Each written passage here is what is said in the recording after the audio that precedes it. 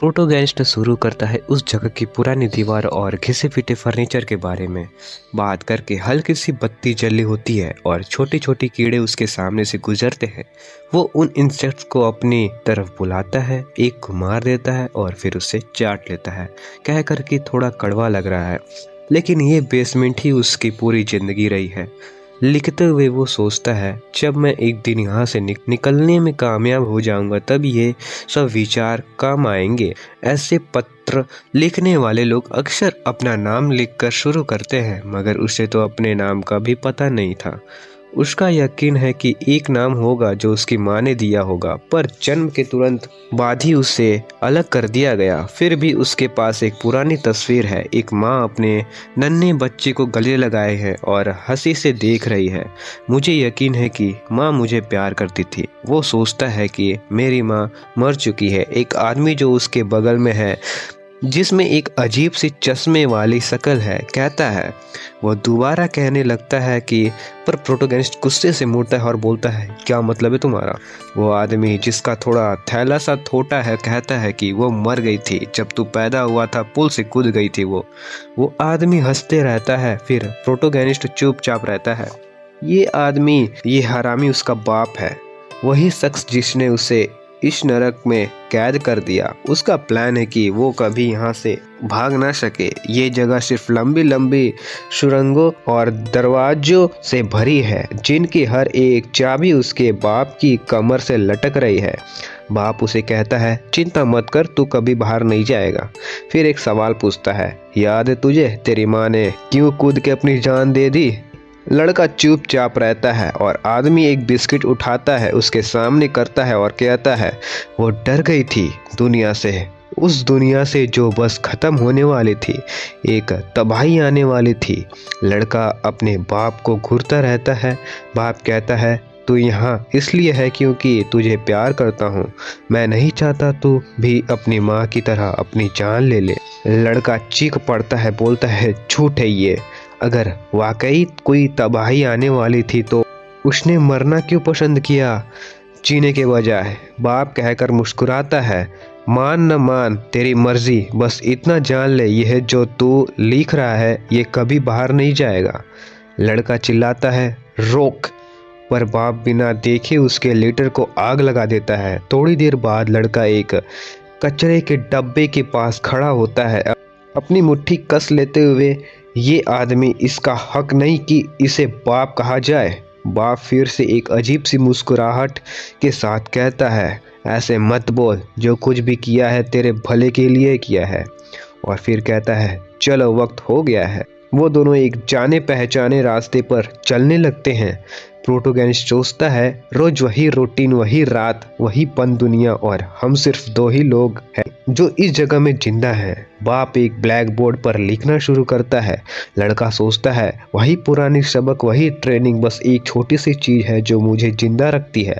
Library में वो थोड़ी सी अकेले रहने की आज़ादी। वहाँ हजारों किताबें हैं, पर जो उसका दिल जीत लेती है वो है जो बाहर की दुनिया के बारे में लिखती है। ये सनलाइट जो हर किताब में लिखा है, कैसा दिखता होगा? वो सोचता है, शायद इस ठंडी रोशनी से तो बेहतर ही होगा यह यहाँ जलती रहती है। पीछे मुड़ के देखता है, एक खुला मैदान नजर आता है। वो तस्वीर करता है खुद को उस मैदान में दौड़ते हुए, और एक ख्वाब जाग उठता है, एक दिन मैं भी ऐसा शांति भरी जिंदगी जीऊंगा। वो खुद को एक खूबसूरत मंजर देखते हुए तस्वीर करता है। वो चाहता है कि वो दूसरे लोगों से बात कर सके, शायद उसने दोस्ती भी कर सके, पर सबसे ज़रूरी चीज़ अभी एक ही है, इस जगह से भागना और अपने बाप को एक ज़बरदस्त लात मारना। बाप किताब बंद करता है और कहता है, मैंने पहले भी कहा था ना, किताबें सिर्फ तेरे फ्री टाइम में पढ़ सकता है। वो घूर कर देखता है और कहता है, लग रहा है तू सरफेस के बारे में पढ़ रहा है था। फिर हंसी में बोलता है, कितना बेकार है तू, अब भी सोचता है कि तेरी दुनिया से कोई कनेक्शन बचा है। बाप फिर याद दिलाता है, तू कभी यहाँ से नहीं निकलेगा। जब अपोकलिप्स आएंगी, दुनिया सिर्फ खून और चीखों से भरी होगी, सिर्फ राख बचेगी और सिर्फ ये जगह ही तुझे बचा सकती है। पर लड़का जानता है कि ये एक और झूठ है। हमेशा बोलता रहता है कि कोई अपोकलिप्स आने वाली है। बस इसी पागलपन की वजह से मेरी पूरी ज़िंदगी यहाँ कैद रहा हूँ। लेकिन वो यहाँ से भागना चाहता है किसी भी कीमत पर। बस सही वक्त का इंतज़ार है। एक पल जब इसका बाप अपनी सुरक्षा भूल जाए।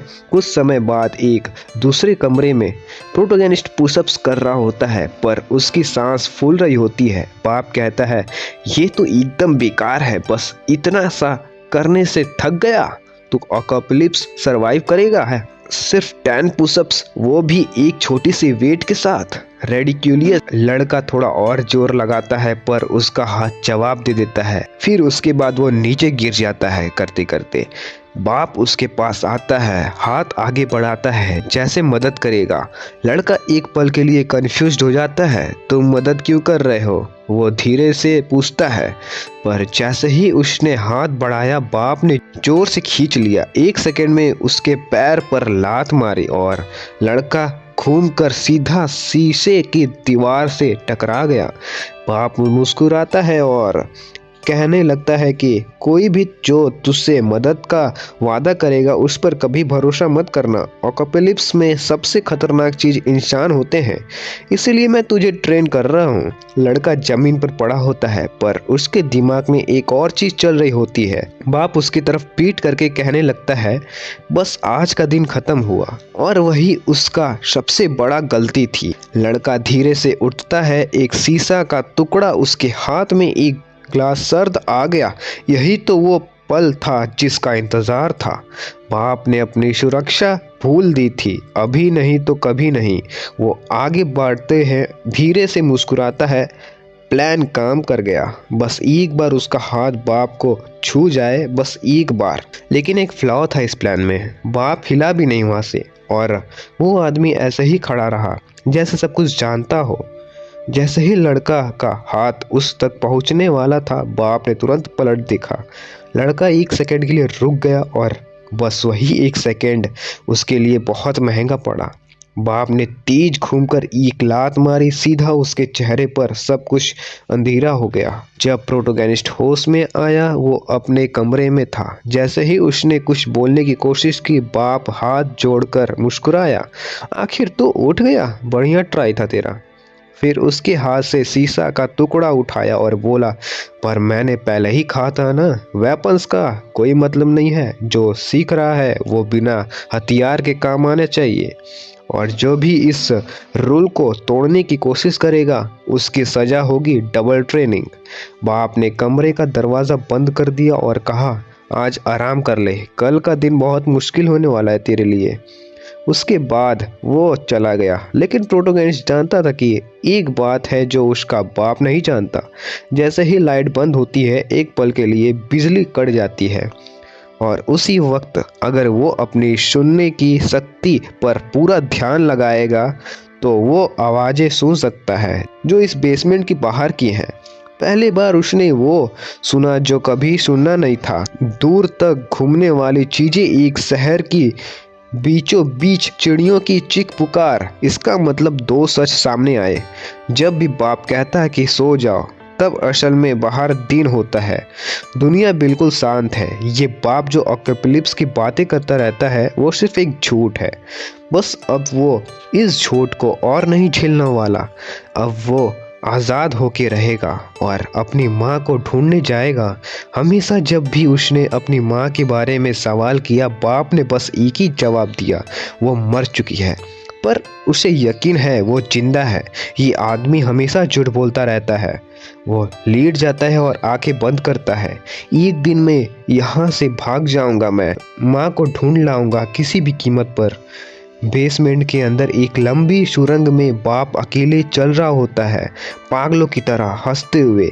तभी उसका फ़ोन बजा। 1 सेकंड में उसकी हंसी गायब हो गई, उसके चेहरा का रंग उड़ गया।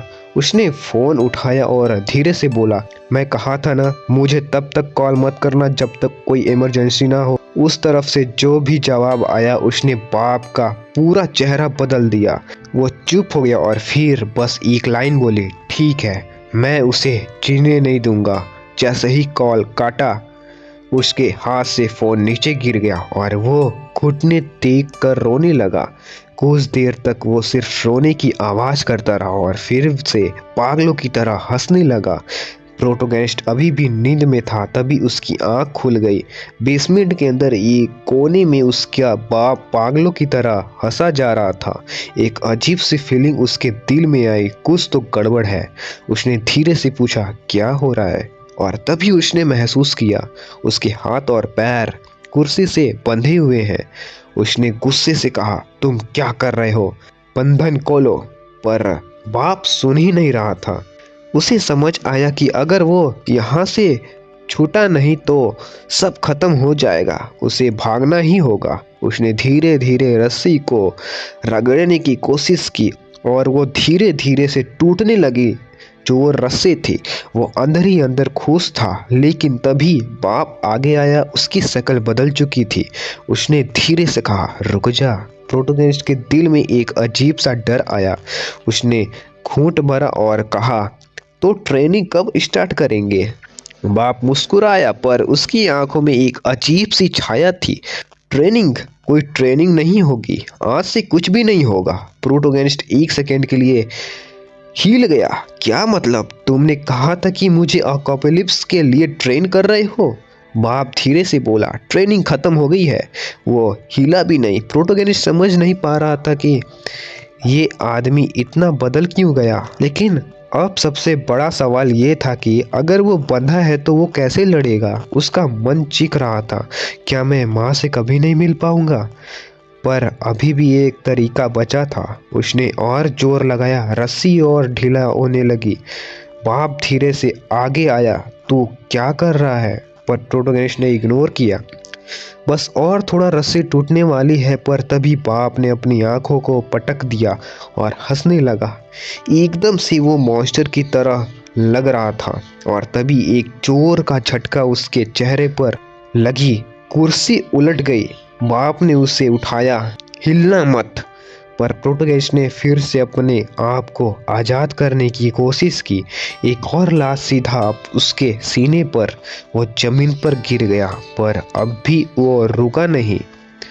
वो बस एक चीज जानता था, चाहे कुछ भी हो जाए वो यहाँ से भाग के रहेगा।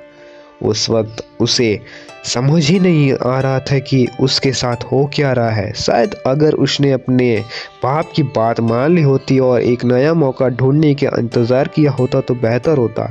लेकिन उस पल एक चीज़ थी जो वो किसी भी हाल में खोना नहीं चाहता था। अगर उसकी जान भी चली जाए तो चलेगा, पर ये नहीं।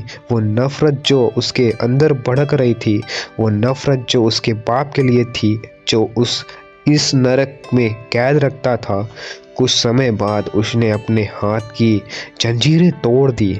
मैं आज़ाद हो गया है, ये सोच के ही उसका दिल जोर से धड़कने लगा। उसे अपने बाप के चेहरे पर हार की निराशा दिखानी थी। पर जैसे ही उसने पीछे मुड़ के देखा, बाप फिर आ रहा था। वो सोच रहा था कि बाप गुस्से में लाल पीला हो जाएगा। पर जैसे ही वो करीब आया, उसने देखा आंसू। उस आदमी की आंखों में आंसू थे, वो आंसू जो शायद सालों से रुके हुए थे। उस वक्त प्रोटोगेनिस्ट को एक अजीब सी समझ आई, ये आदमी हमेशा से बहुत उदास था, पर क्यों? वो ये सोच ही रहा था कि तभी एक जोर से झटका, सब कुछ काला हो गया। उसके बाप की आवाज़ कान में गूंज रही थी, मुझे उम्मीद है कि अब तुझे समझ आ गया होगा। सर्वाइवल के रूल सिर्फ एक चीज़ कहते हैं, बेसमेंट मत छोड़ना।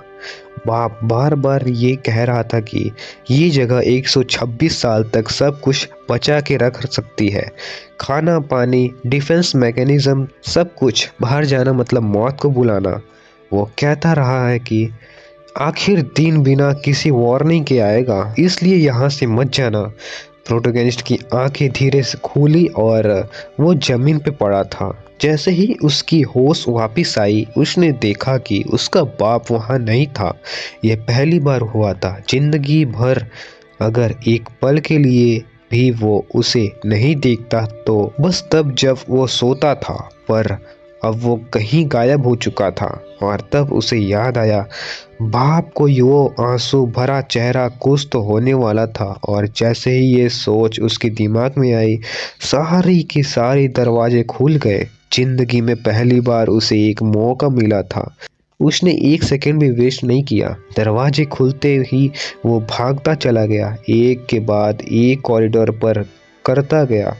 उसने सोचा अगर बाप यहाँ होता तो मुझे रोक लेता, पर वो नहीं था। मतलब ये था कि सभी बैरियर्स हटा दिए गए थे। और तभी उसे दिखा वो सीढ़ियाँ जिनसे वो ऊपर जा सकता था। ये वही रास्ता था जो उसे हमेशा रोक के रखा गया था। वो सीढ़ियों की तरफ दौड़ गया और ऊपर चढ़ते ही एक हैच, उस हैच के पीछे क्या होगा? उसके दिल की धड़कनें बढ़ गई। ये क्या वाकई धूप होगी? क्या ये वाकई वो दुनिया होगी जिसमें लोग जीते हैं?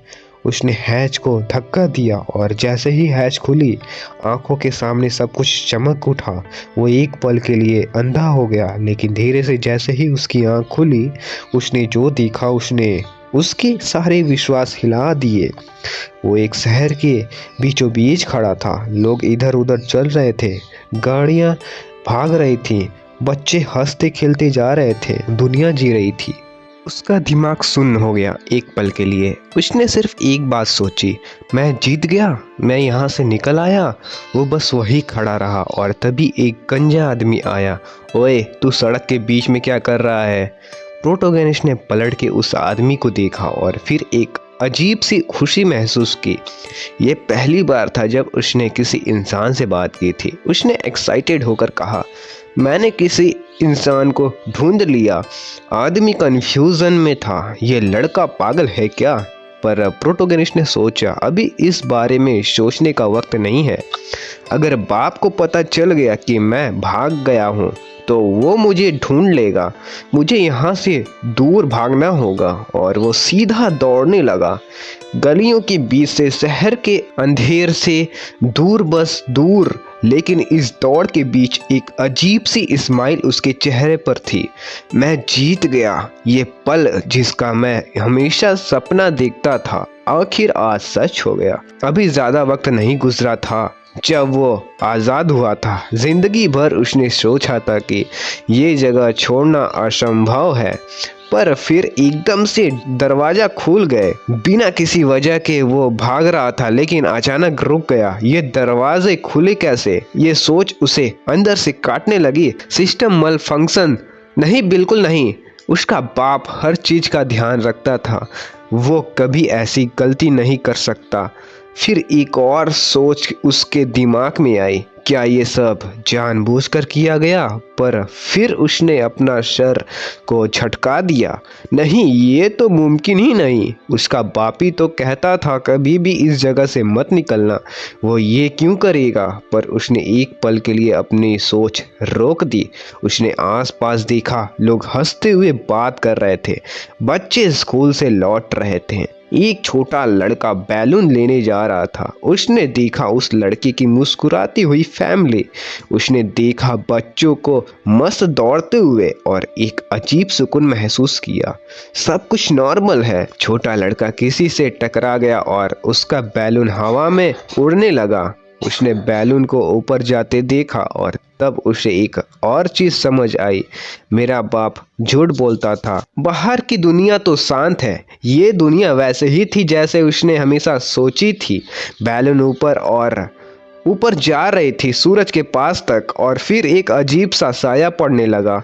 लोग इधर उधर देखने लगे, एक अजीब बेचैनी सी थी। और तब उसे याद आया, आखिरी दिन बिना किसी वार्निंग के आएगा, बाप हमेशा यही कहता था। और तब सारी चिड़ियां एक साथ उड़ने लगी। पूरा शहर उनके परों की आवाज से गूंज उठा। लोगों ने सर उठा के देखा और तब उसने देखा सूरज के सामने एक और ग्रह, वह हवा में लटका हुआ था, जैसे कोई भेड़िए के परछाई शिकार पे पड़ती है। किसी ने धीरे से कहा, ये क्या है? किसी ने मजाक में कहा, क्या ये चांद है? और प्रोटोगेनिस्ट ने गुस्से से कहा, तुम लोग अंधे हो क्या?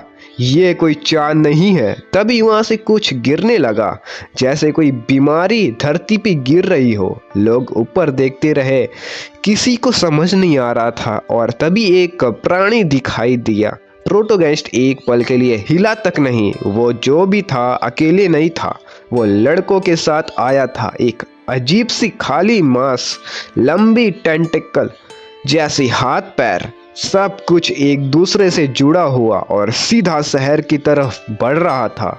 बेसमेंट कभी मत छोड़ना, बाप की आवाज दिमाग में गूंज गई। पर एक एक्सेप्टेशन भी तो था। अगर जगह का पता दुश्मन को लग गया तो वहां रुकना बेवकूफी होगी। और तभी पहला प्राणी सीधा एक सीवर के अंदर घुस गया।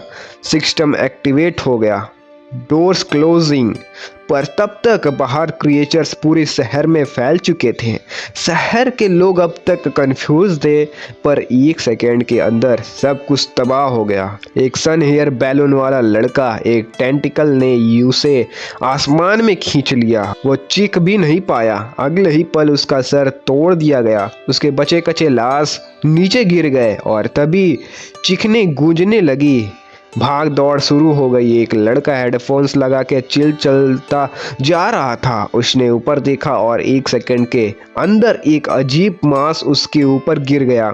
एक बदन पर मस्कुलर दिखाने वाला प्राणी पत्थर उछालने लगा। एक और प्राणी एक ही वार में 3 लोगों को काट चुका था। प्रोटोगेनिस्ट एक जगह खड़ा रह गया। उसने अपनी सारी उम्र इस दिन का इंतजार किया था, और अब जब वो बाहर आया ये सब होने लगा। बाहर की दुनिया जैसे उसने सोचा था वैसी नहीं थी। प्रोटोगेनिस्ट एक जगह खड़ा रह गया।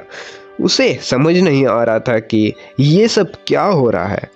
आसपास लोग पुलिस बुलाने की बात कर रहे थे, लेकिन उसके पैर हिल भी नहीं रहे थे। और तभी उसे याद आया, जब एपोकलिप्स आएगा दुनिया खून से लथपथ होगी और सिर्फ राख बचेगी। बाप हमेशा यही कहता था।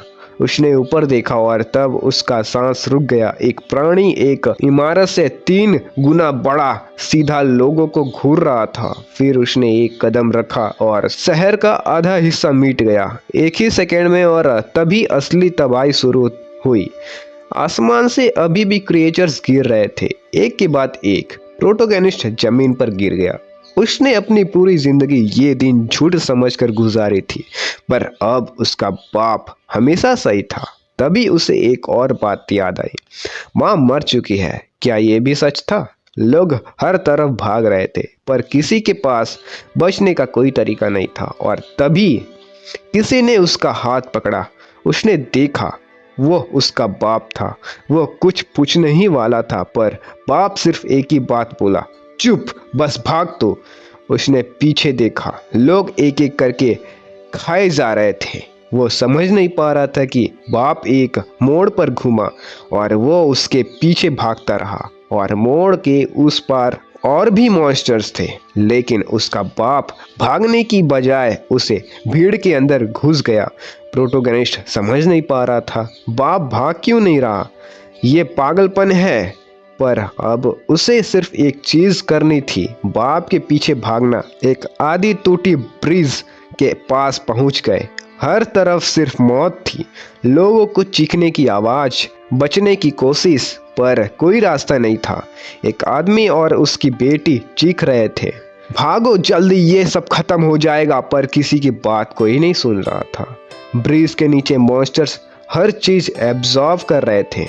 एक जीता जागता नरक। प्रोटोगेनिस्ट पीछे मुड़कर देखा और तभी एक मॉन्स्टर टैक्सी के पीछे से आया और उसका पैर पकड़ लिया। वो चीखा। मॉन्स्टर की पकड़ बढ़ती गई।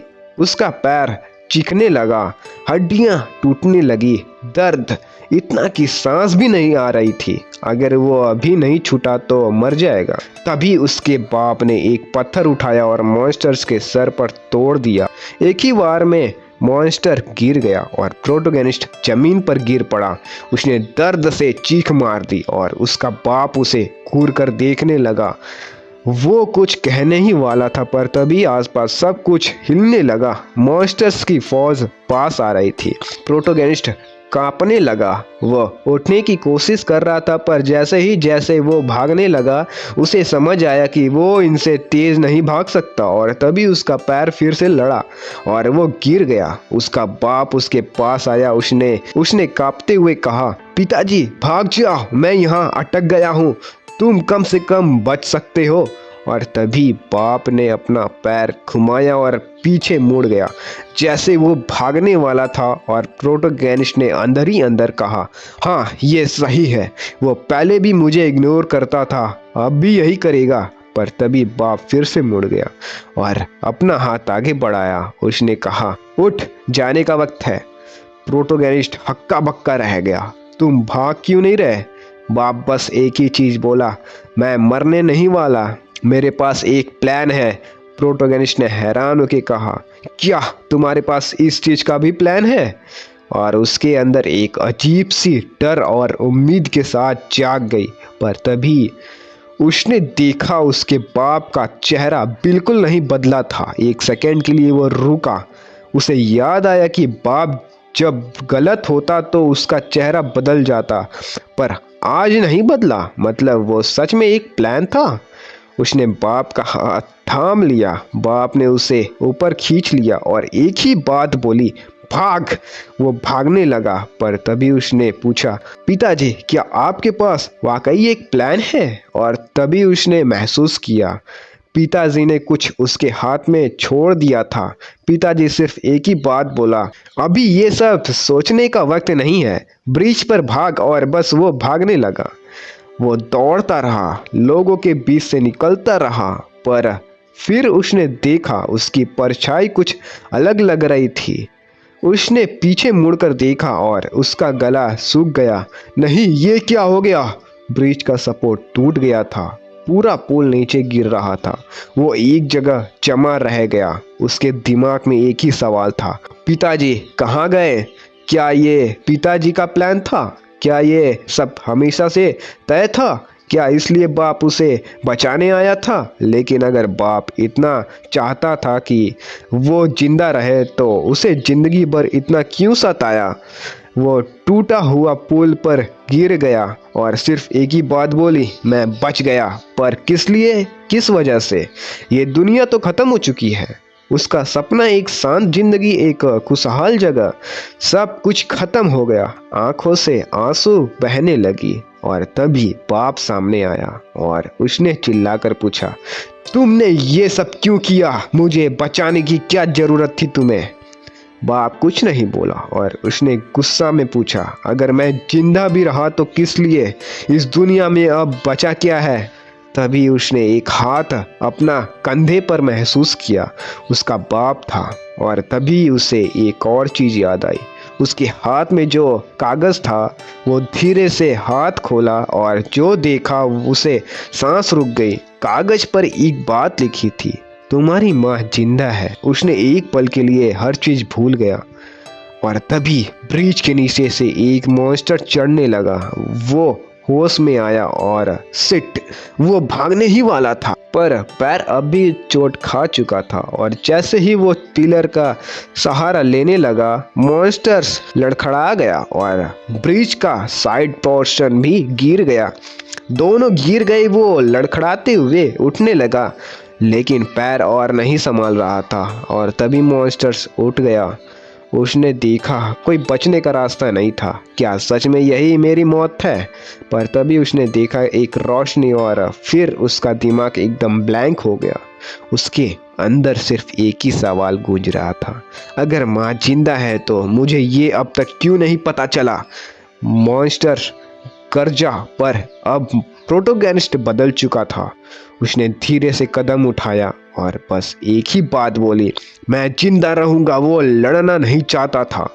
उसे पता था वो इस मॉन्स्टर को नहीं हरा सकता। पर एक बात उसे याद आई, बाप ने हमेशा कहा था, अकेला इंसान जीत नहीं सकता। वो जितनी भी मेहनत कर ले, एक ना एक दिन हार जाएगा। सर्वाइवल एक दिन का खेल नहीं था, ये हर दिन की लड़ाई है। और तभी मॉन्स्टर उसके ऊपर झपट्टा मारता है। पर जैसे ही मुक्का लगने वाला था, बाप की आवाज दिमाग में गूंज गई, सब कुछ भूल गया क्या? और तभी उसके ट्रेनिंग की यादें लौट आई और इस बार वो मुक्का डॉस कर गया। पर आखिरी पल पे मॉन्स्टर्स उल्टा गिर गया और प्रोटोगनिस्ट को यकीन ही नहीं हुआ वो बच गया। पर फिर मॉन्स्टर्स दोबारा भागता आया। उसका दिल धड़क उठा, पर तभी उसे याद आया, बाप ने हमेशा कहा था तू आम इंसान नहीं है, तुझमें वो चीज है जो और किसी में नहीं है। फर्क सिर्फ एक है, तू जीना जानता है। मॉन्स्टर्स फिड़क के उठा, उसकी तरफ आया और पर इस बार प्रोटोगनिस्ट तैयार था। बाप की आखिरी बात याद आई, जो कुछ सीखा है सब लगा दे, बस एक ही रूल है, सरवाइव करना है। मॉन्स्टर का हाथ आने वाला था, पर उसने उछाल के अटैक डॉज कर दिया। पीछे से स्टाफ निकला और मॉन्स्टर्स के गले पर जोर से मारा। एक गंभीर आवाज गूंजी और मॉन्स्टर गिर गया। शहर पूरा बर्बाद हो चुका था, हर जगह सिर्फ तबाही के ढेर था। जो लोग बचे थे वो संभलने की कोशिश कर रहे थे। एक आदमी बोला, पुलिस कहाँ है? कोई कुछ नहीं जानता, एक और ने कहा। कम से कम हम जिंदा तो हैं। पर सिर्फ 4 दिन हुए थे और रेशन खत्म होने लगा। एक लड़की जो एक आदमी के पास खड़ी थी, उसने कहा, पुलिस आएगी, हमें बस इंतजार करना होगा। पर तभी एक और आदमी आगे आया, तो सबको परेशान कर रही है। लड़की हिचकिचाई, मैं तो सिर्फ नॉर्मल बात की। आदमी सर पर हाथ रख के बोला, बात ये नहीं है, तू अपने मरे हुए पति से बात कर रही है। वो चुप हो गई। आदमी बोला, छोड़ दे वरना तेरा भी दिमाग खराब हो जाएगा। तभी एक और लड़की आई, उसने कहा, मैंने एक और जगह देखा, वहां हो सकता है खाना मिले। आदमी मुस्कुराया और बोला, शुक्रिया। लड़की थोड़ी शर्मा गई। आदमी बोला, तू अच्छी है। लड़की हंसी और मैं इतनी भी अच्छी नहीं हूँ।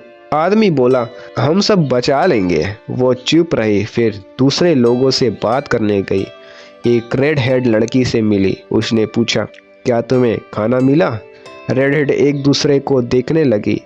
फिर साइड से एक टुकड़ा निकला, ये मिला। लड़की मुस्कुराई, पर जैसे ही उसने रोटी खोली वो हैरान रह गई। दोनों लड़कियां पहले ही खा चुकी थी। एक ब्लॉन्ड बोली, तुम सबको शेयर करना था। पर रेड हेड बोली, मैंने कब कहा? ब्लॉन्ड बोली, पर कल तो तुमने शेयर्ड फूड खाया था। एक छोटा आदमी बोला, मुझे याद नहीं। लड़की बोली, ठीक है, मैं सबको बता दूंगी। लड़की जाने लगी, पर छोटा आदमी खड़ा हो गया, जा सकती है, पर फिर देखना क्या होता है। लड़की बोली, मुझे फर्क नहीं पड़ता, मैं तेज दौड़ सकती हूँ। आदमी हंसने लगा और उसकी तरफ बढ़ने लगा। तभी एक जोर से चीख गूंज उठी, सब कांप उठे। आदमी बोला, एक और मॉन्स्टर। लड़की बोली, दूर से आया है, हम सेफ है, चिंता मत कर। आदमी चैन की सांस ले रहा था, पर तभी उसने देखा लड़की कान बंद करके कांप रही थी। वो हंसने लगा, क्या हुआ, तेरा कॉन्फिडेंस कहाँ गया? तू भागेगी कैसे? पर तभी लड़की एक चीज देखने लगी।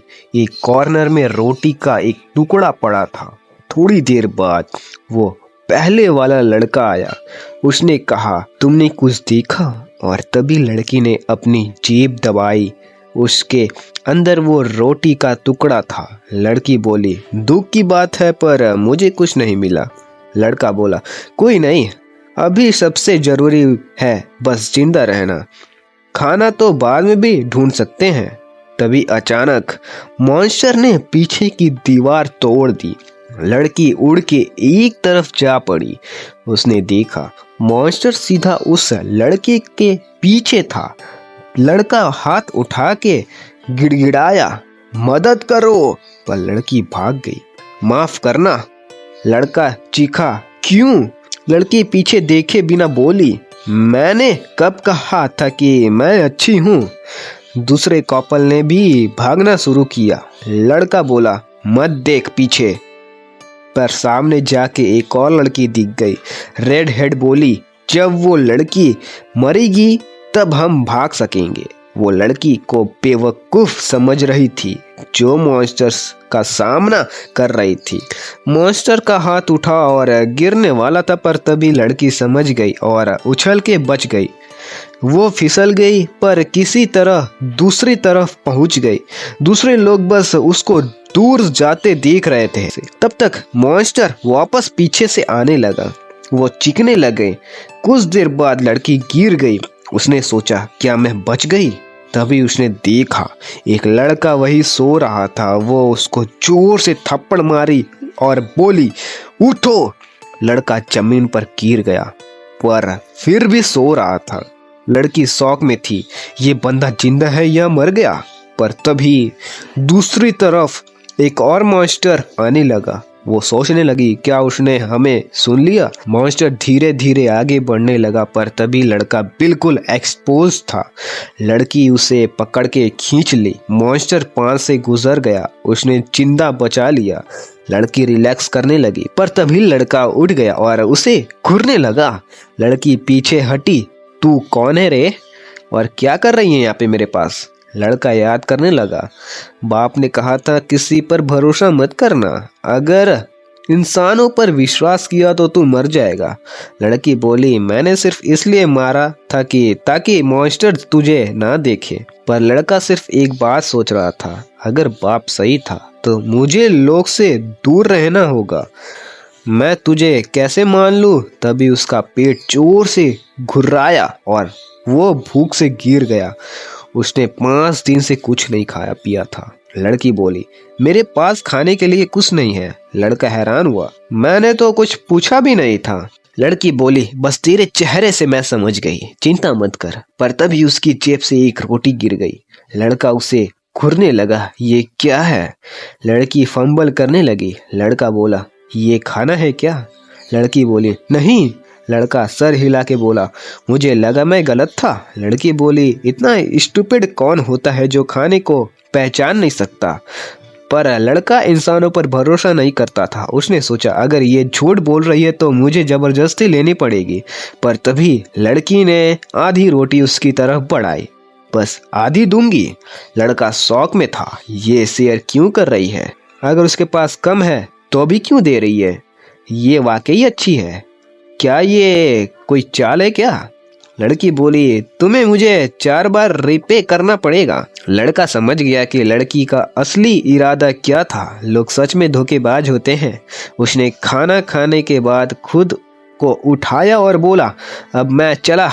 इंसान हो तुम तो अब मुझसे तुमको दूर रहना होगा। लड़की उसके पीछे भागती है और पूछती है, कहाँ जा रहे हो तुम? इस दुनिया में ऐसे जाओगे? वो लड़का कहता है, मुझे मालूम है कि एक जगह वहाँ सुरक्षा है, मैं वहाँ जाऊँगा। लड़की सोचती है, ये पागल है क्या? अगर मैं जानती कि ये ऐसा है तो कभी उसको रोटी नहीं देती। पर फिर याद करते हुए वो सबवे की बात कर रहा है। मैं जानती हूँ वहाँ का रास्ता। लड़का ने पूछा, तुम्हें सबवे के बारे में पता है क्या? लड़की बोली, हाँ, मैंने यहाँ बड़े होते हुए वहाँ जाना सीखा था। लड़का फिर पूछता है, तो तुम्हें पता है वहाँ का रास्ता? लड़की पूरी तरह से कंफ्यूज्ड हो जाती है। ये सब इतना अजीब है, क्या ये सच में कुछ जानता है? रास्ते में शहर में छुपते हुए लड़की ने सोचा, मैं इस पागल के पीछे क्यों चल रही हूँ? अगर पता होता ये ऐसा है तो मैं ना जाती। तब एक बूढ़ा इंसान आता है। वो लड़की को चुप रहने के लिए कहता है, मैंने कुछ सुना, पर लोग यहाँ कैसे आए? लड़की पूछती है, आप कौन है? बूढ़ा आदमी कहता है, मैं बात करने से पहले बताऊंगा, पहले मुझे तुम दोनों को दिखाना होगा। वो रगड़ा रगड़ा के कुछ देर चलने लगा। फिर उसके बाद सबको एक सबवे दिखाता है। लड़की कहती है, यहाँ इतनी ज्यादा लोग हैं, किसने सोचा था सबको एक ही आइडिया आएगा? बूढ़ा आदमी कहता है, ये वो पल था जब क्रिएचर्स हर जगह थे, मैं भागकर यहाँ पहुँचा। लड़का सोचता है, यहाँ लोग ज़्यादा हैं, कितने ही लोग जो बहल गए हैं, जो डिसअपियर में है। कुछ लोगों की तो क्रूएल साइड दिखाई दे रही है। एक तो ऐसे खड़ा है बिल्कुल बेफिक्र की। वो इंस्टिंक्टिवली समझाता है कि यहाँ कोई भी उसे नुकसान नहीं पहुँचा सकता। बूढ़ा आदमी अपना इंट्रोडक्शन देता है, मेरा नाम क्वांग बियाम है, मैं एक डॉक्टर हूँ। वो लड़की और लड़के से पूछता है, आप लोग कौन हैं? आप जरा अपना इंट्रोडक्शन दे सकते हैं क्या? लड़की कहती है, मेरा नाम हारू है, कोंग आदमी कहता है, मुझे पता है तुम कहाँ से हो, तुम वर्चुअल स्कूल में पढ़ाते हो ना। हारू थोड़ा कंफ्यूज हो जाती है, पर मैंने हॉस्पिटल का नाम नहीं सुना वहाँ के पास। वो प्रोटोगोनिस्ट से भी वही सवाल करता है, लेकिन उसके कपड़ों को देखकर कहता है कि उसने कोई बेवकूफ़ी भरी बात बोल दी। फिर वो उसका नाम पूछता है। प्रोटोगोनिस्ट थोड़ी देर सोचता है और कहता है कि उसका कोई नाम नहीं है। बूढ़ा आदमी हैरान हो जाता है और प्रोटोगोनिस्ट कहता है कि उसे कभी कोई नाम दिया ही नहीं गया। बूढ़ा आदमी सोच में पड़ जाता है और कहता है कि जब वो ज्यादा कंफर्टेबल महसूस करे तब अपना नाम शेयर कर सकता है। तभी एक लाल बालों वाली लड़की भागते हुए आती है और प्रोटोगोनिस्ट को बुलाती है। हालत और खराब हो रही है। वो एक आदमी के पास जाते हैं जो जमीन पर गिरा है, बैंडेजेस में लिपटा है और कांप रहा है। वो डॉक्टर को बुलाता है। डॉक्टर उसकी चोट देखकर कहता है कि ये तो उसके सोचने से भी ज़्यादा बुरी हालत में है। वो पहले उसने ब्लीडिंग रोकी थी, लेकिन वो काफ़ी नहीं थी। डॉक्टर उस आदमी से कहता है कि अगर उसने सर्जरी नहीं करवाई तो इन्फेक्शन से मरने का चांसेस बहुत ज़्यादा है। फिर डॉक्टर अपनी कोट खोलता है जो चीज़ों से भरी होती है और कहता है कि पहले वॉन्ड डिसइंफेक्ट करना पड़ेगा। प्रोटोगोनिस्ट ये सब देखता है। उसे याद आता है कि उसने कभी कहीं डॉक्टर्स के बारे में पढ़ा था और एक ऐसी चीज़ जो शायद उसके पिताजी भी नहीं जानते होंगे। इंसानों के इलाज एक काम है जो पैसों के बदले होता है, लेकिन इस अपोकैलिप्स में पैसे किसी काम की नहीं है। वो बूढ़ा आदमी से पूछता है, इस इलाज के बदले तुम्हें क्या मिलेगा? सब लोग उसकी तरफ देखने लगते हैं। डॉक्टर थोड़ा हैरान लगता है और पूछता है, मुझे कुछ मिलना क्यों चाहिए? मैं तो डॉक्टर हूँ ना। मेरा काम है जख्मी लोगों को इलाज करना।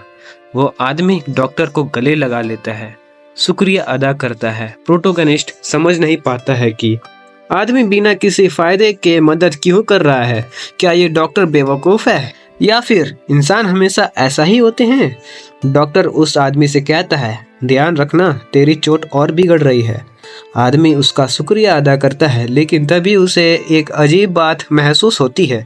ये आदमी डॉक्टर नहीं बल्कि एक वेटेरिनेरियन है। जब डॉक्टर प्रोसीजर शुरू करता है, आदमी झटके में आ जाता है। लड़का डॉक्टर से कहता है, एक नोट लगा दो, लेकिन डॉक्टर मना कर देता है। अगर आदमी सर्जरी के दौरान हिला तो हालत और खराब हो सकती है। आदमी चीखने लगता है, मैं एक वेटेरिनेरियन हूँ, क्या तुम्हें वाकई इंसान पर सर्जरी करनी आती है? बूढ़ा आदमी मुस्कुराता है और कहता है, हाँ, क्योंकि इंसान भी एक तरह के जानवर ही है। आदमी चिल्लाने लगता है, मुझे ये सर्जरी नहीं चाहिए।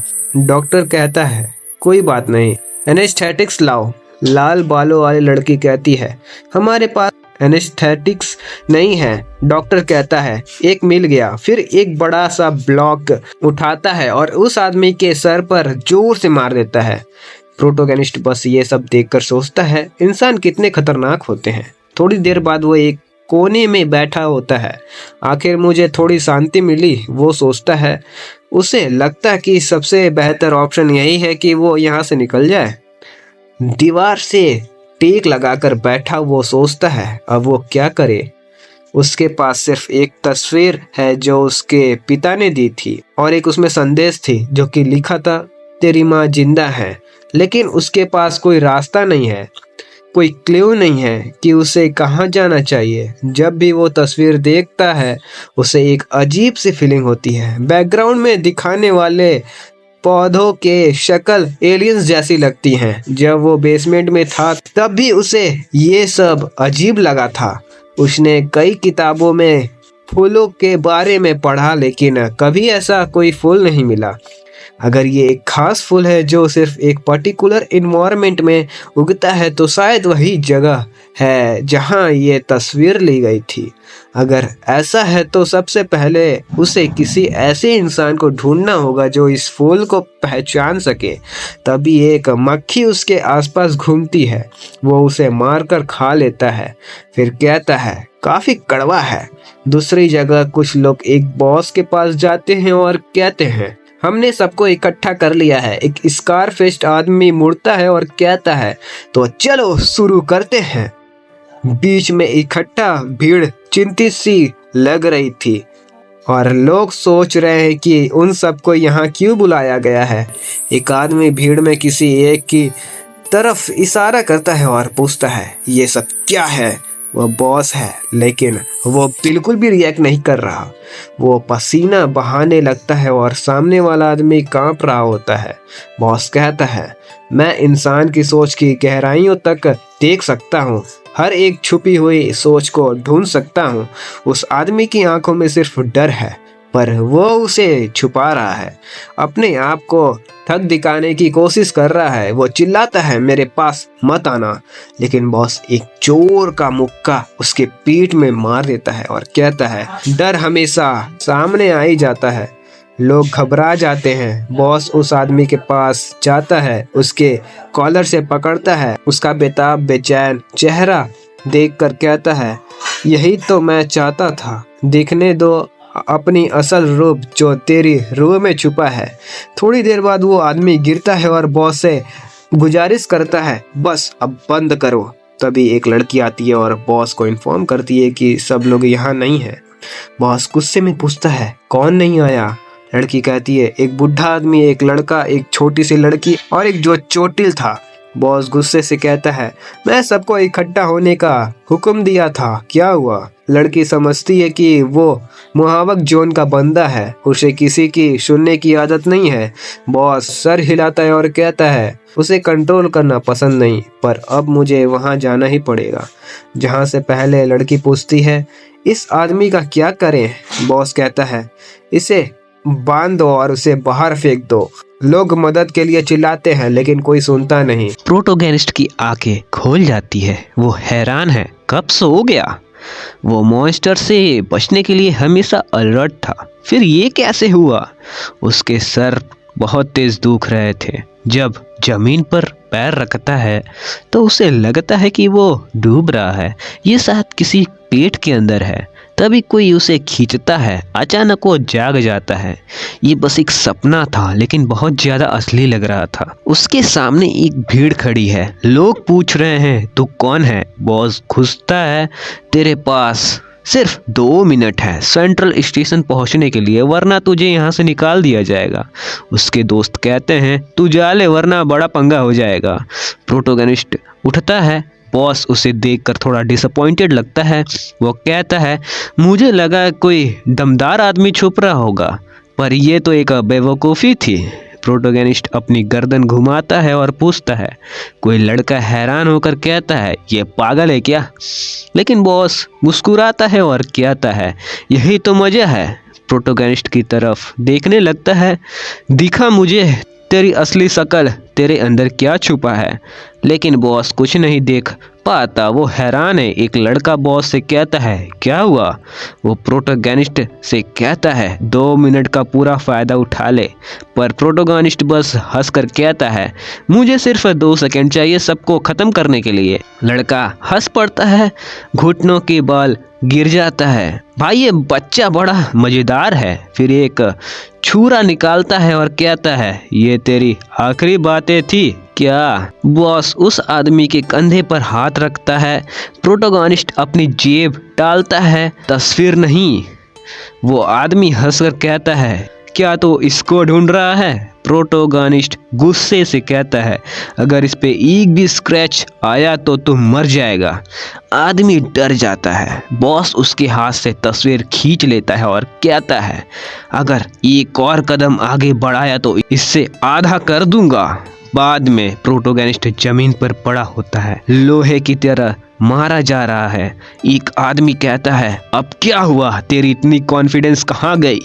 प्रोटोगनिस्ट खुद से नफरत कर रहा है। उसने सबसे इम्पोर्टेंट चीज़ खो दी, और वो सोया कैसे? ह्यूमन सच में उसके सोचने से ज़्यादा खतरनाक है।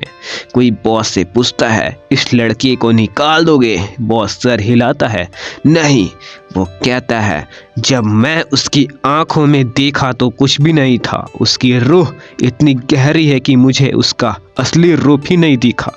वो आखिरी बार प्रोटोगनिस्ट की तरफ देखता है और एक ठंडी मुस्कुराहट के साथ कहता है, इस लड़के पर हमेशा नजर रखना और तस्वीर हमारे पास रहेगी। बॉस अपने आदमियों से कहता है, यह याद रखना, तस्वीर हमेशा हाथ में रखनी चाहिए। एक आदमी कंफ्यूज होकर पूछता है, सिर्फ इस लड़के की वजह से इतना कुछ करना जरूरी है? बॉस बस एक लफ्ज कहता है, ये एक ऑर्डर है। आदमी सर हिलाता है, समझ गया? वो सोचता है, जब लड़का खड़ा हुआ था तो थोड़ा डर लग रहा था, लेकिन अब उसे कोई फर्क नहीं पड़ता। वो लड़के की तरफ देख के कहता है, तेरी हंसी कहाँ गई रे? तभी हारू वहाँ आती है और पूछती है, तुम लोग क्या कर रहे हो? बॉस कहता है, एक और नया मिला है। हारू थोड़ा शर्मा जाती है और पूछती है, क्या तुम लोग मुझे ढूंढ रहे थे? बॉस बस इतना कहता है, सेंट्रल स्टेशन जाओ। जाते वक्त एक आदमी कहता है, उम्मीद है कि फिर मिलेंगे और तस्वीर का मैं अच्छे से ख्याल रखूंगा। सब चले जाते हैं। हारू प्रोटोगनिस्ट के पास जाती है और पूछती है, तू ठीक है ना? लेकिन प्रोटोगनिस्ट उसे हाथ हटा के थप्पड़ मार देता है। हारू हैरान होकर कहती है, तूने ऐसा क्यों किया? मैं तो सिर्फ मदद कर रही थी। लड़का ठंडा लहजे से कहता है, मुझे मदद नहीं चाहिए, हटो मेरे रास्ते से इंसान। हारू थोड़ा इरिटेट होकर कहती है, मेरा नाम इंसान नहीं है, हारू है, समझा कि नहीं? प्रोटोगनिस्ट बस आगे बढ़ता है और कहता है, मुझे इतनी छोटी छोटी बातें याद रखने की ज़रूरत नहीं। थोड़ी देर बाद वो जुआम के साथ होती है। जुआम पूछता है, कोई प्रॉब्लम हो गई क्या? हारू नाराज होके कहती है, नहीं, बस मैंने एक ऐसे इंसान से बात करने की कोशिश की जो बात करना ही नहीं जानता। प्रोटोगनिस्ट अंदर ही अंदर सोचता है, मैं कभी किसी इंसान का हाथ नहीं पकड़ूंगा। मेरे पिता ने मुझे साफ साफ चेतावनी दी थी, अगर कोई अपना हाथ बढ़ाए तो उस पर कभी भरोसा मत करना।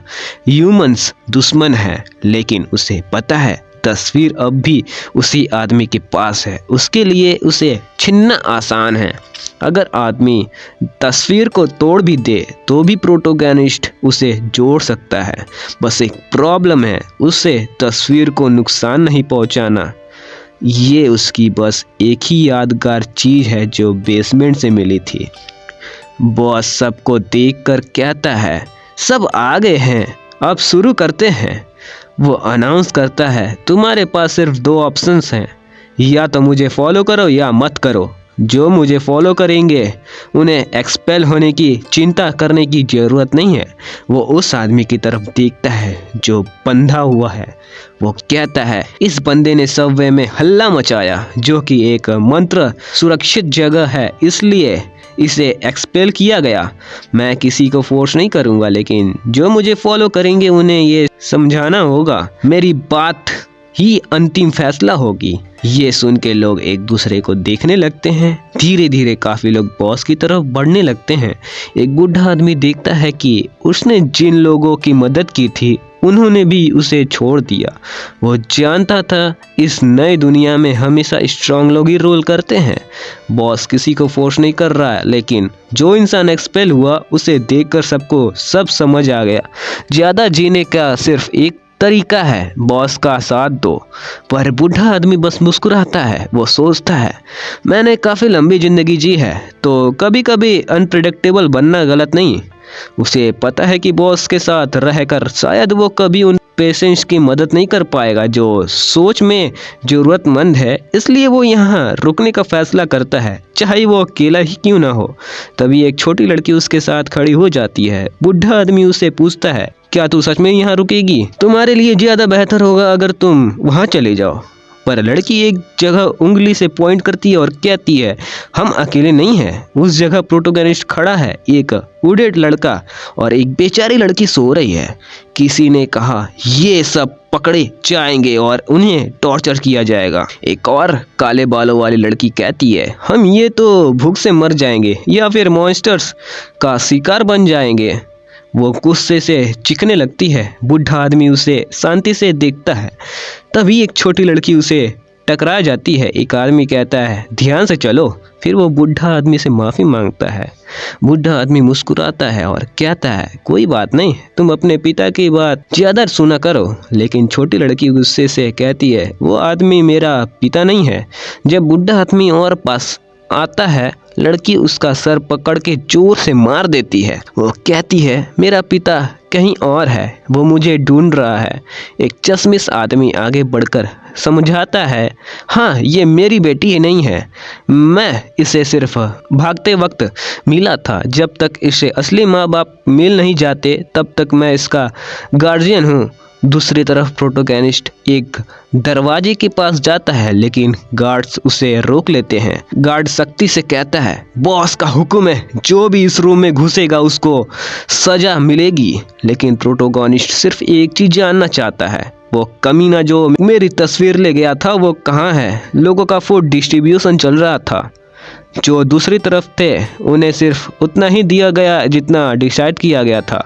एक लड़की जो अभी तक सो रही थी गुस्से से कंप्लेन करती है, ये इतनी कम क्यों है, उन लोगों को तो ज़्यादा मिला। एक आदमी ठंडे लहजे में कहता है, अब यही सिस्टम चलेगा, तुम लोग बस यहाँ बैठे रहते हो, काम कुछ नहीं करते। लेकिन खुशबू एक कोने में पड़े आदमी तक पहुंचती है। वो उठता है, गुनगुनाता है, ये खुशबू तो कमाल की है। फूड डिस्ट्रीब्यूट होने के बाद किसी ने पूछा, एक बंदा मिसिंग है। किसी ने कंफ्यूज होकर पूछा, कौन? उन्होंने एक खतरनाक इंसान का नाम लिया, बॉस का राइट हैंड मैन, वो बंदा जो सिर्फ अपने तरीके से जीता था। सब उसे द बॉम्ब कहते थे क्योंकि वो किसी का भी मर्डर हंसी के साथ कर सकता था। एक आदमी अंदर से थोड़ा घबरा गया, तभी एक छोटी लड़की कॉरिडोर से भागते हुए उसे टकरा गई। लड़की गुस्से से बोली, तुमने कुछ गलत किया है। आदमी थोड़ा इरिटेट होकर कहता है, तुम्हें अकेले ऐसे नहीं घूमना चाहिए, और देखो मेरे कपड़े गंदे कर दिए। तभी रेशन डिस्ट्रीब्यूट कर रहे लोगों का चेहरा झाड़ पड़ गया, वो आ रहा है। सब घबरा गए, अगला शिकार कहीं ये लड़की तो नहीं। वो आदमी आगे आया और सीधा बोला, उस लड़की को खाना दो। आदमी शौक में था, पर सर इसने अपना पोर्शन ले लिया है। वो बंदा अपना खाना उठाता है, लड़की के हाथ में रख देता है। सारे लोग एकदम स्टंट हो जाते हैं, इस बंदे ने अपना खाना दे दिया, ये कोई नया टॉर्चर का तरीका है क्या? तभी चश्मिश आदमी भागता हुआ आता है, वह लड़की को खींच के अपने पीछे कर लेता है। वो गुस्से से पूछता है, तुम क्या चाहते हो? लेकिन मुहावक वाला बंदा सिर्फ हल्का सा स्माइल करता है। लड़की पीछे मुड़ के देखती है, उस ब्लॉन्ड लड़के की मुस्कुराहट अब भी वैसी ही थी। रात होती है, हारू सो रही होती है, लेकिन एक औरत प्रोटोगनिस्ट को कोने में बैठा देख लेती है। वो आगे बढ़ती है, हाथ बढ़ाती है, लेकिन प्रोटोगनिस्ट तुरंत उसका हाथ पकड़ लेता है। वो ठंडी आंखों से पूछता है, क्या करने वाली थी? औरत घबरा जाती है, मैं बस बात करना चाहती थी। लेकिन प्रोटोगनिस्ट उसकी बात पर विश्वास नहीं करता। वो उसका हाथ जोर से छोड़ता है और कहता है, मुझसे दूर रहो। वो आगे बैठ जाती है और थोड़ी देर बाद धीरे से पूछती है, तू हमेशा सबसे दूर क्यों रहता है? शायद तू बहुत ही शाय है, मतलब शर्माता है। प्रोटोगनिस्ट हल्की हंसी मार के कहता है, बकवास बंद कर, मैं किसी से दूर इसलिए रहता हूँ क्योंकि मेरे आसपास सिर्फ दुश्मन है। औरत शौक हो जाती है, वो पूछती है, दुश्मन? प्रोटोगनिस्ट एकदम ठंडे लहजे में कहता है, हर इंसान एक दुश्मन होता है। प्रोटोगनिस्ट घंटी भर भर के घूरता है, मैं किसी पे भरोसा नहीं कर सकता।